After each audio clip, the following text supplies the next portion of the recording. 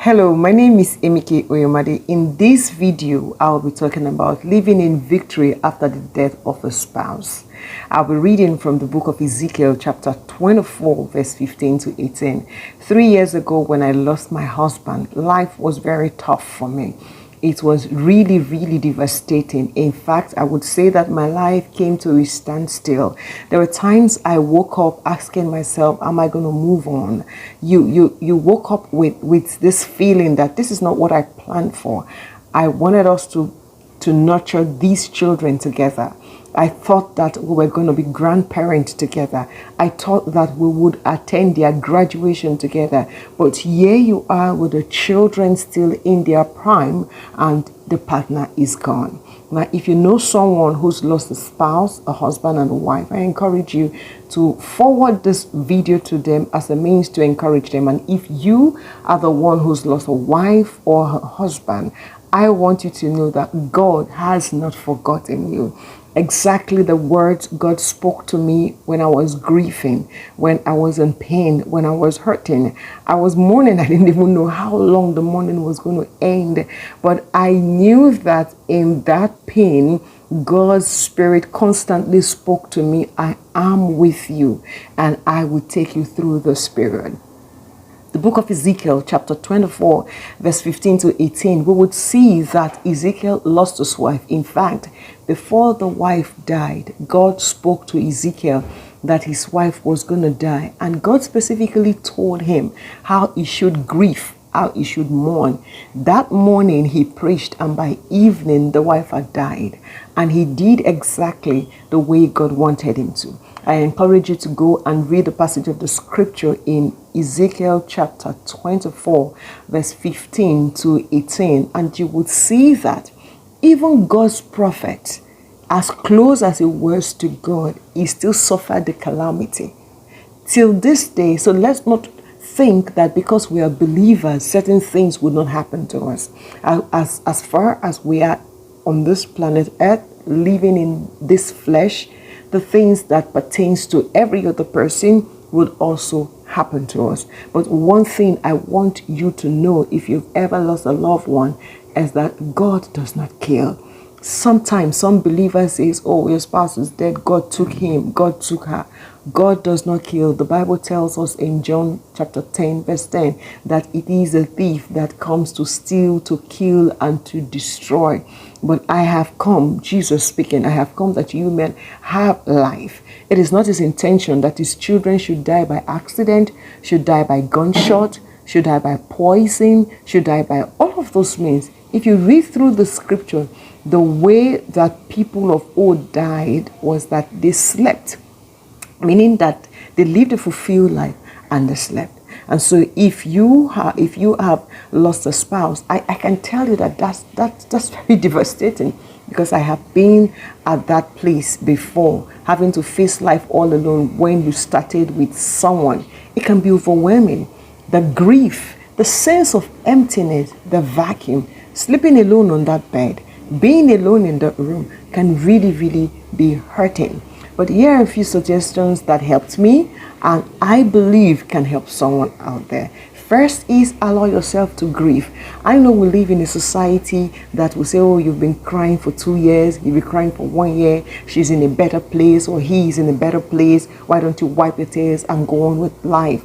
Now, that's so easy to say, but it's not so to practice. So if you're grieving, don't feel guilty the way you are grieving. Allow yourself to grieve, because grief is personal and it is a unique experience. Nobody had a chance to spend the kind of time and life you spend with your spouse. So it's important that you allow yourself to express your emotion. Cry if you want to. Lay on the floor if you want to. It's no use hiding those tears and feeling like you are one macho person. Cry if you want to. Express yourself. And in the process, if you feel like you should reach out, please do, by all means. The worst you will do for yourself is to lock yourself in and think that, well, nobody understands. The second thing is seek professional help. When I say professional help, some people like to rely on the pastor. If that is helpful, by all means, go ahead. But if you need a professional counselor to talk out your emotion, to guide you through the difficult part, to relate with a therapist who you can sign up for a 1 week or 1 month program for, to give you the support. What you're looking for is how to get on with life regardless of what has happened. The third thing you must do is take care of yourself. When people are grieving their spouse, they don't want to eat. It's understandable, because you're here now, you're no longer with the person who used to maybe eat with you, sit at the table, make your meals, run around with you. And so it's natural to lose appetite. But remember, you still have a life to live, and you still have a healthy life to live. So take care of yourself. Eat well, sleep well, exercise. Try. That's also one of the ways to shake it off. You get enough sleep. It's also another way. Number 4 is connect with others. If you belong to a church group before the incident happened, please connect to that. If you belong to any social group, connect to it. You still need people in your life to get on, especially if you're young and you have plans that you're still going to get married. You need to connect with others, let people talk to you. The grieving is has a lesser impact when you are hanging around with people who understand what you're going through. They may not be in your shoes, but they know that you're grieving, and so they want to help you laugh. They want to do things for you. It just lessens it. Finally, this is very important. In fact, the rest of your life depends on this point. Find meaning and purpose. The fact that your wife is dead, or the fact that your husband dies, doesn't mean the end of life for you. You have to know that life continues. You're not going to kill yourself just because your spouse died. Go back to your hobbies. Get involved with the activities and enjoy your life. Volunteer. Now, when I say enjoy your life, I don't mean begin to live like you didn't miss the person. Don't begin that you don't have regard for the dead.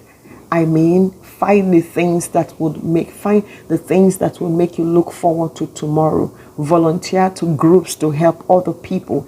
If possible, find a new cause, find a new hobby. If you used to do something before, maybe you and your partner started a group or an association, and you feel that you're struggling, find other ways to approach it that doesn't give you the kind of memory that you're going to have because the other person has gone.